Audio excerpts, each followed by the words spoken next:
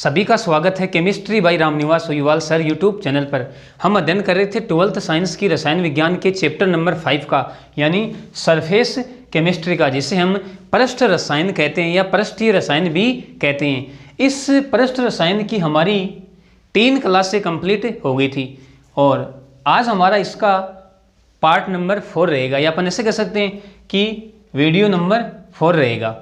पिछले वीडियो में हमने अध्ययन किया था ठोस अधिशोषक पर गैसों के अधिशोषण को प्रभावित करने वाले कारकों का, और आज हमारा नेक्स्ट टॉपिक रहेगा फ्रेंडलिक अधिशोषण समतापी वक्र।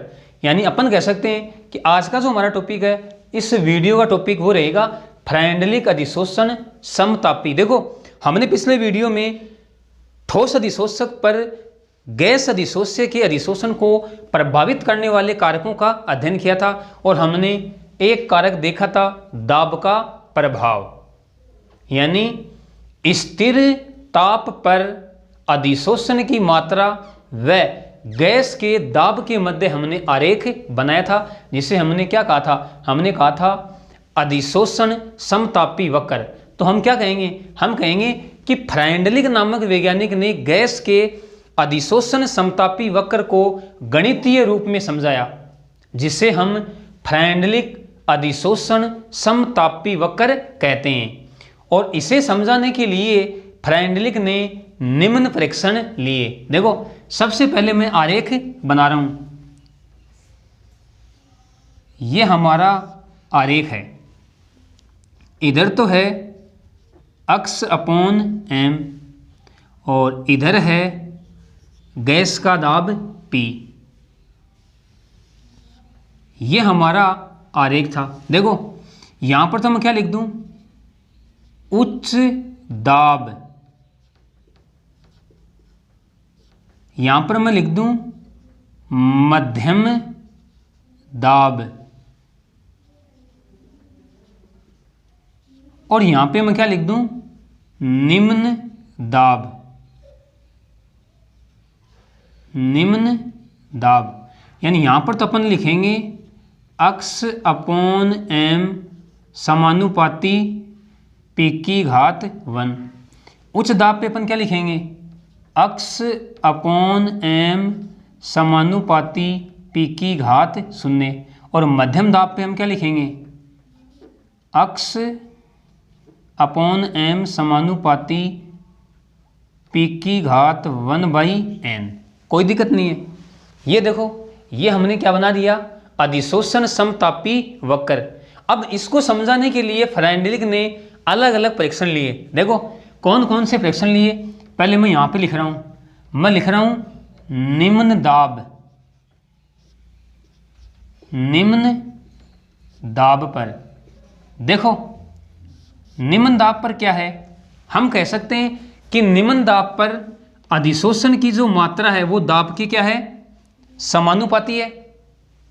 क्या कह सकते हैं, हम कह सकते हैं कि निम्न दाब पर अधिशोषण की मात्रा दाब के क्या होती है, समानुपाती। यानी हम क्या लिख सकते हैं, हम लिख सकते हैं अक्स अपॉन एम समानुपाती P की घात 1।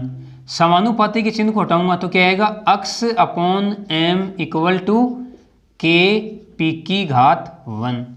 ये स्थिति तो आ गई निम्न दाब पर, इसको मैं समीकरण 1 दे दूं।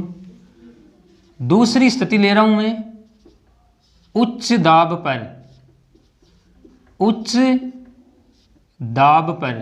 देखो, आरेख में देखो आप, हम क्या कह सकते हैं, हम कह सकते हैं कि उच्च दाब पर, उच्च दाब पर अधिशोषण की मात्रा पर दाब का कोई प्रभाव नहीं पड़ता है। तो हम क्या लिखेंगे, हम लिखेंगे यहां पर अक्स अपॉन एम समानुपाती P की घात 0। समानुपाती के चिन्ह को हटाऊंगा तो अक्स अपॉन एम इक्वल टू के P की घात 0, और इसको मैं समीकरण 2 दे दूं। कोई दिक्कत नहीं है। अब ले रहे हैं हम मध्यम दाब। क्या ले रहे हैं, मध्यम दाब। देखो, मध्यम दाब पर हम क्या कहेंगे, हम कहेंगे मध्यम दाब पर अधिशोषण की जो मात्रा है वह P की घातांक पर निर्भर करती है। P यहाँ पे क्या है, गैस का दाब है, इसकी घातांक पर निर्भर करती है। तो हम यहाँ पे क्या लिखेंगे, यहाँ पे लिखेंगे अक्स अपॉन एम समानुपाती P की घात 1/n। अक्स अपॉन एम समानुपाती के चिन्ह को उठाएंगे तो क्या आएगा, K P की घात 1/n। अब देखो ये जो घात है इसका मान 0 से 1 के मध्य होता है, 0 से 1 के मध्य। P की घातांक का मान 0 से 1 के मध्य होता है। अब देखो इसको मैं समीकरण 3 दे दूं और क्या कहूं, समीकरण 3 को लॉग के रूप में लिखने पर, लॉग के रूप में लिखने पर, इसकी बात कर रहा हूं मैं, इसको हमने समीकरण 3 दिया है, ये लो लिख दूं मैं, कैसे लिखूं, log x upon M equal to log के P की घात 1/n। इसको मैं और सरल करूं, log x upon M equal to क्या लिख सकता हूं मैं लिख सकता हूं log के प्लस ये आ जाएगा इधर 1/n और log P। इसको मैं इस प्रकार से लिख दूं log x upon M equal to log, पहले मैं इस राशि को लिख दूं 1/n log P और फिर प्लस log K। अब देखो ये जो समीकरण आई है इसे बोलते हैं फ्राइंडलिक समीकरण। ठीक है, देखो इसमें x अपॉन m तो क्या है, अधिशोषण की मात्रा है, अधिशोषण की मात्रा, कोई दिक्कत नहीं है। और P क्या है, गैस का दाब, गैस का दाब। N व K यहाँ पे क्या है, स्थिरांक। N व K यहाँ पे क्या है, स्थिरांक हैं और इनका मान अपन कह सकते हैं कि N व K का मान अधिशोष्य व अधिशोषक की प्रकृति पर निर्भर करते हैं। अब देखो, अब हम इस समीकरण से आरेख बनाएंगे। देखो ये समीकरण y equal to mx plus C के जैसी है। देखो y के इक्वल तो क्या है, log x upon m, m के इक्वल क्या है 1/n, x के इक्वल क्या है log p और c के इक्वल क्या है log k। हमें पता है m यहाँ पे ढाल है और c यहाँ पे क्या है अंतः खंड। तो अब हम आरेख बनाएंगे। देखो अब मैं इस आरेख को हटा रहा हूँ। हमने प्रेक्षण ले लिए 3, निम्न दाब पर, उच्च दाब पर और मध्यम दाब पर। आरेख बनाया हमने अधिशोषण की मात्रा और गैस के दाब P के मध्य स्थिर ताप पर। ठीक है, तो इसको मैं अब हटा रहा हूँ। अब हम आरेख बनाएंगे इस फ्राइंडलिक समीकरण से। देखो हमारा आरेख बनेगा log x upon m, log x upon m और log P के मध्य हम आरेख बनाएंगे। यानी अपन कह सकते हैं log x अपॉन m व log P के मध्य आरेख खींचने पर, आरेख खींचने पर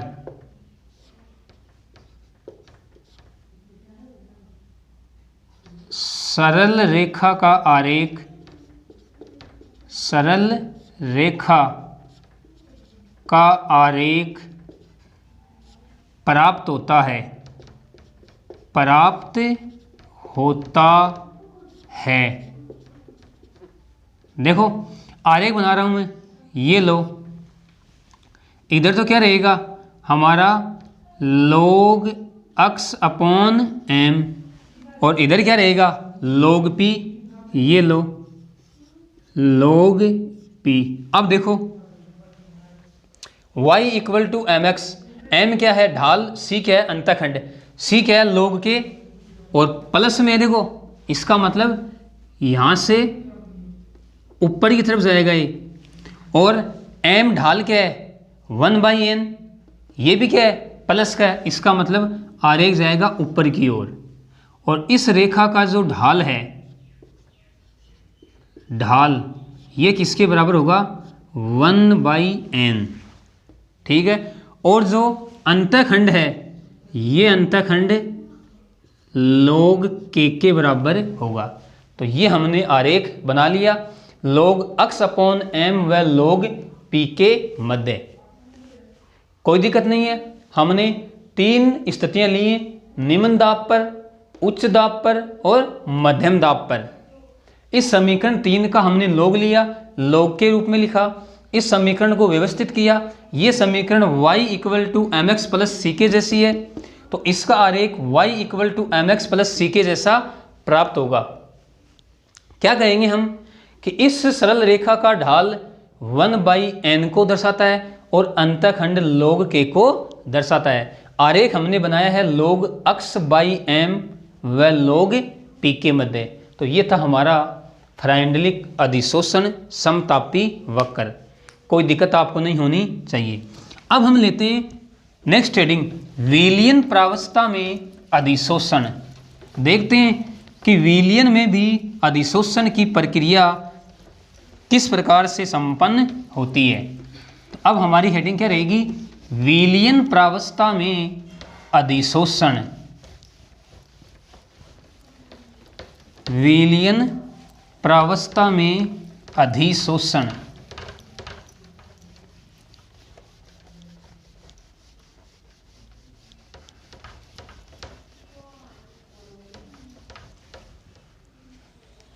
हमारी हेडिंग क्या रहेगी अब, विलयन प्रावस्था में अधिशोषण।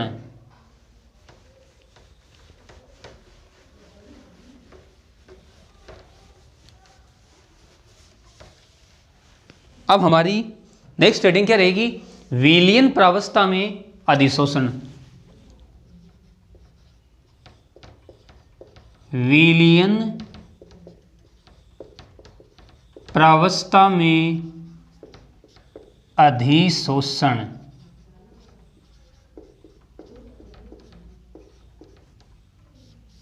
विलयन प्रावस्था में अधिशोषण। देखो हम क्या कह सकते हैं, हम कह सकते हैं कि विलयन प्रावस्था में भी अधिशोषण की प्रक्रिया संपन्न होती है।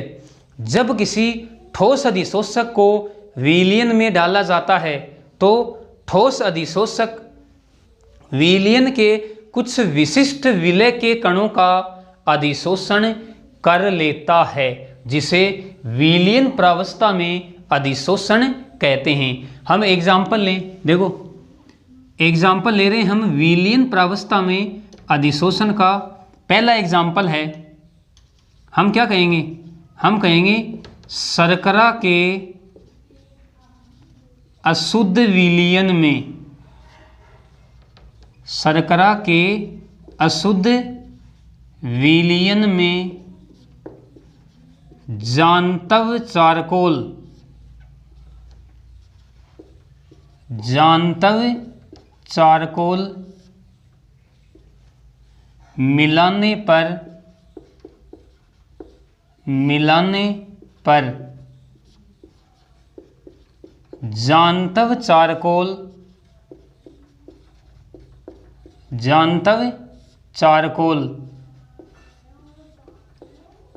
विलयन में से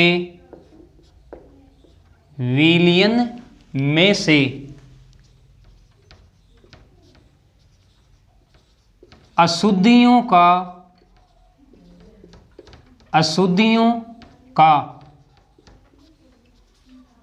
अधिशोषण कर लेता है, अशुद्धियों का अधिशोषण कर लेता है, जिससे शर्करा का विलयन शुद्ध हो जाता है, जिससे शर्करा का विलयन शुद्ध हो जाता है, शर्करा का विलयन शुद्ध हो जाता है। देखो, हमने शर्करा के अशुद्ध विलयन में जांतव चारकोल मिला दिया, जो ठोस अवस्था में होता है। मिलाने पर जांतव चारकोल विलयन में से क्या करेगा, अशुद्धियों का अधिशोषण कर लेगा, जिससे शर्करा का विलयन शुद्ध हो जाता है। यह एग्जाम्पल है विलयन प्रावस्था में अधिशोषण का। हम दूसरा एग्जाम्पल भी ले सकते हैं। देखो, मैं ले रहा हूं एसिटिक अम्ल का, एसिटिक अम्ल के सांद्र विलयन में, सांद्र विलयन में चारकोल मिलाने पर, चारकोल मिलाने पर विलयन की सांद्रता घट जाती है, विलयन की सांद्रता घट जाती है, घट जाती है, क्योंकि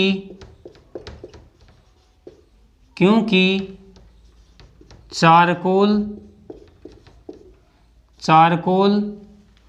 विलयन में से कुछ एसिटिक अम्ल का, या ऐसे कह सकते हैं कुछ एसिटिक अम्ल के अणुओं का, एसिटिक अम्ल के अणुओं का अधिशोषण कर लेता है, अणुओं का अधिशोषण कर लेता है, अधिशोषण कर लेता है। देखो, दूसरा एग्जाम्पल लिया है हमने एसिटिक अम्ल के सांद्र विलयन का। एसिटिक अम्ल के सांद्र विलयन में हमने चारकोल मिला दिया। चारकोल मिलाने पर विलयन की सांद्रता घट जाती है। क्यों घटी? क्योंकि चारकोल ने विलयन में से कुछ एसिटिक अम्ल के अणुओं का अधिशोषण कर लिया। ये लिखा है हमने कि एसिटिक अम्ल के सांद्र विलयन में चारकोल मिलाने पर विलयन की सांद्रता घट जाती है, क्योंकि चारकोल विलयन में से कुछ एसिटिक अम्ल के अणुओं का अधिशोषण कर लेता है। यानी इन उदाहरणों से हम कह सकते हैं कि विलयन प्रावस्था में भी अधिशोषण की प्रक्रिया संपन्न होती है। अब हम विलयन प्रावस्था में अधिशोषण की फ्राइंडलिक समीकरण लिखेंगे। तो हमारी हेडिंग क्या रहेगी? हमारी हेडिंग रहेगी विलयन प्रावस्था में अधिशोषण की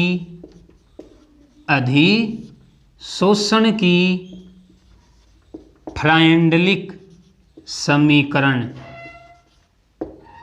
फ्राइंडलिक समीकरण। देखो, विलयन प्रावस्था में अधिशोषण की फ्राइंडलिक समीकरण। हम कह सकते हैं कि विलयन प्रावस्था में अधिशोषण के लिए फ्राइंडलिक समीकरण लागू होती है, परंतु गैस के दाब P के स्थान पर विलयन की सांद्रता C प्रयुक्त की जाती है। देखो, हम लिख सकते हैं x अपॉन m समानुपाती C की घात 1/n। बस ये ध्यान में रखोगे, जहां गैस का दाब P था वहां पर विलयन की सांद्रता C आ जाएगी। देखो, इसको मैं लिख दूं अक्स अपॉन एम समानुपाती के चिन्ह को उठाऊंगा तो के सी की घात 1/n, कोई दिक्कत नहीं है। अब क्या कहेंगे, उपरोक्त समीकरण को लॉग में लिखने पर, ये ऐसे कह सकते हैं, उपरोक्त समीकरण का लॉग लेने पर, उपरोक्त समीकरण को लॉग के रूप में लिखने पर, देखो कैसे लिखेंगे, log x upon M equal to log के सी की घात 1/n, कोई दिक्कत नहीं है। चलो आगे, और log x upon M equal to, मैं इसको लिख दूं लॉग सी प्लस 1/n और लॉग, देखो लॉग के है, सी नहीं है, लॉग के पहले, और अब 1/n लॉग सी। अब इसको पहले लिख दूं और लॉग के को बाद में, तो क्या आएगा, log x upon M equal to 1/n log C और प्लस लॉग के। ये हमारे पास विलयन प्रावस्था में अधिशोषण के लिए फ्राइंडलिक समीकरण आ गई। देखो इसमें वही, देखो अक्स अपॉन एम तो क्या है, अधिशोषण की मात्रा, अधिशोषण की मात्रा, कोई दिक्कत नहीं है, और सी क्या है, विलयन की सांद्रता, विलयन की सांद्रता, एन व के क्या हैं, स्थिरांक, एन व के क्या हैं, स्थिरांक, और इनके मान अधिशोष्य व अधिशोषक की प्रकृति पर निर्भर करते हैं। अब देखो, अब हम आरेख बनाएंगे लॉग अक्स अपॉन एम और लॉग सी के मध्य।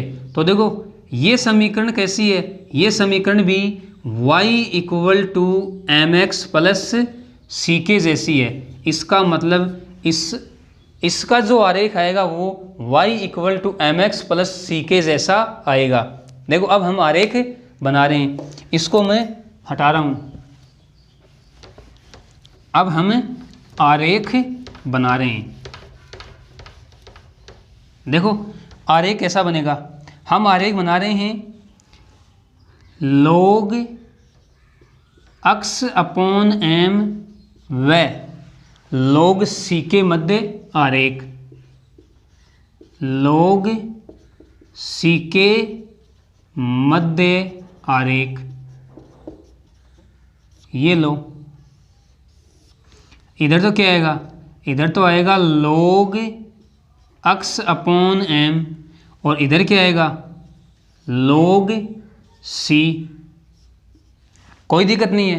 देखो जो अंतखंड है वो क्या है, प्लस में है, ढाल भी क्या है, प्लस में है। इसका मतलब ये आरेख भी यहाँ से स्टार्ट होगा और ऊपर की तरफ जाएगा, और इस रेखा का जो ढाल है, ढाल वो बताएगा 1/n को। अंतखंड किसको बता रहा है, लॉग के को। तो ये लो लॉग के।